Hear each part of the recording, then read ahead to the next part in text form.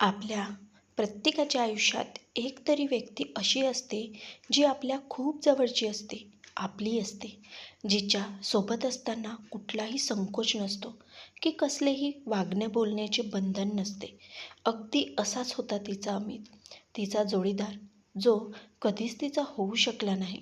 अमित आणि प्रियाचे जीवापाड प्रेम होते एकमेकावर, पण नियतीला त्यांचे एकत्र येणे मान्य नव्हते. एका अपघातात अमित प्रियाला कायमची एकटी सोडून गेला आणि त्याच्या अशा जाण्याने कोळमडलेली प्रिया कितीही दुःख झाले तरी जगणे सोडून देता येत नाही म्हणून जगत होती. क्षणाक्षणाला तिला अमितची आठवण येई. त्याच्या आठवणीत रोज जिवंतपणे मरण यातना भोगत होती ती. अमितशिवाय प्रियाला दुसरे जगच नव्हते आणि त्याच्या अशा अकाली जाण्याने तर तिचे संपूर्ण जग हरवून गेले होते. बघता बघता एक तप लोटले, पण तरी ती अमितला विसरू नाही शकली. कसे विसरणार न, तो तर तिचा श्वासात होता. प्रियाचे असे एकटे राहणे पाहून तिच्या आप्तांना खूप दुःख होत होते.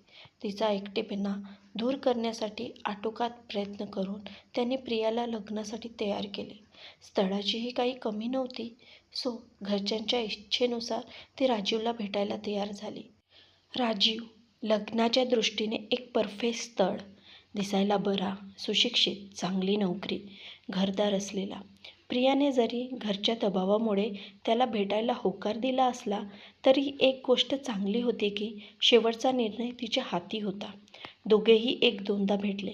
नाही म्हणायला प्रियावरचा ताण राजीवला जाणवत होता, पण त्याने समजूतपणा दाखवत तिला तिची वेळ दिली, तिच्या भावना समजून घेतल्या. राजीवचा हा समजूतदारपणा बघून प्रियाला बरे वाटले आणि मुख्य म्हणजे त्याला अमितविषयी सगळे माहीत होते म्हणून ती थोडी रिलॅक्स होती. जरी वरवर सगळे ठीक चालू होते तरी घाईघाईने निर्णय नको म्हणून प्रियाने थोडा वेळ मागितला. शेवटी ज्याच्यासोबत उर्वरित आयुष्य घालवायचे त्याला नीट समजून घेणे गरजेचे होते आणि त्यासाठी वेळ मिळेल तसे भेटणे, बोलणे चालू झाले राजीव आणि प्रियाचे. जसजसे वेळ जाऊ लागला प्रियाच्या लक्षात आले की राजीव असा नाही आहे जसे तो दाखवतोय. सुरुवातीचा समजूतदारपणा, सालसपणाचा बुरखा हळूहळू उतरू लागला होता त्याला प्रियाने त्याच्या इच्छेनुसार वागले पाहिजे होते. जरा काही मनाविरुद्ध झाले की टोचून आणि अपमानास्पद बोलू लागला होता तो. वरवर कितीही सुशिक्षित होता, पण जरा काही मनाविरुद्ध झाले की त्याच्या स्वतःवरचा ताबा सुटायचा. आधी बोलताना जी काळजी घेतली जाई तिचा तर आता लवलेशही नव्हता आणि मुख्य म्हणजे त्याच्या लेखी ते योग्य होते. प्रियाने एक दोनदा समजवण्याचा प्रयत्न केला, पण व्यर्थ. म्हणतात ना की झोपलेल्याला उठवता येते, झोपल्याचे सोंग घेणाऱ्याला नाही. राजीवच्या अशा वागण्याने प्रिया अस्वस्थ झाली. आधीच तिचे मन तयार नव्हते, त्यात हे असे. तिच्याही नकळत तिचे मन भूतकाळात रमले आणि पुन्हा एकदा तिला रडवून गेले. आज अमित असता तर किती वेळ, किती दिवस एकत्र होतो आपण, किती काळजी घेतो तिची. तिच्याबद्दल कोणी गैरशब्द उच्चारणे तर दूर, कोणी तिच्याशी मोठ्या आवाजात बोलतसुद्धा नव्हते. तो नेहमीच सर्वांशी प्रेमाने वागे, सर्वांची काळजी घेई.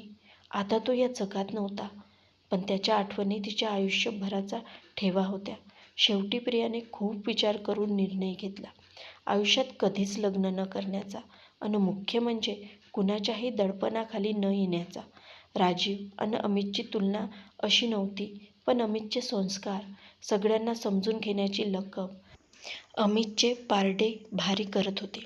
आणि मुख्य म्हणजे जे प्रेम तिच्या मनात अमितविषयी होते ते प्रेम तिला इतर कुणाविषयी वाटत नव्हते आणि म्हणूनच कधीच लग्न न करण्याचा निर्णय घेतला तिने. प्रियाचा निर्णय आधी कुणालाही मान्य नव्हता, पण हळूहळू तो तिने समजावला सगळ्यांना. कुणाला पटो न पटो, आवडो न आवडो, प्रियाची निवड झाली होती. तिच्या जोडीदार, तिच्या सोबती होता तिचा अमित आणि त्याच्या आठवणी, आणि त्या पुरेशा होत्या तिच्यासाठी पुढचं आयुष्य घालवण्यासाठी. मित्रांनो, तुम्हाला कथा कशी वाटली हे कमेंट्सद्वारे नक्की कळवावे व चॅनलवर नवीन आले असाल तर आपल्या वीणा व्हॉइस मराठी स्टोरी या चॅनलला सबस्क्राईब करायला विसरू नका. आपण संपूर्ण कथा शेवटपर्यंत ऐकल्यामुळे आपले मनापासून धन्यवाद.